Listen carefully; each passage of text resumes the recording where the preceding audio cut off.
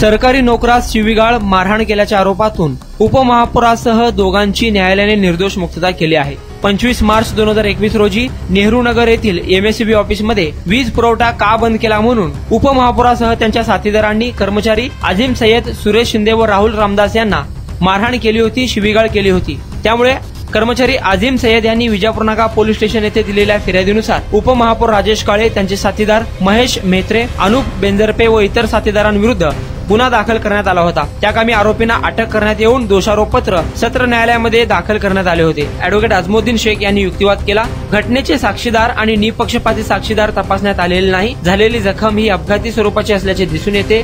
फिर्यादी यांचा जबाब हा विश्वासार्ह नाही असा युक्तिवाद करण्यात आला। तो ग्राह्य धरून सत्र न्यायालय यांनी उपमहापौर राजेश काळे, त्यांचे साथीदार महेश मेहत्रे, अनुप बेंजरपे यांची संशयाचा फायदा घेऊन निर्दोष मुक्तता केली। या कामी advocate Ajmuddin Shaikh, advocate Saifuddin Shaikh, advocate Krishna Mushan, advocate Saddam Pirjade यांनी काम पाहिले।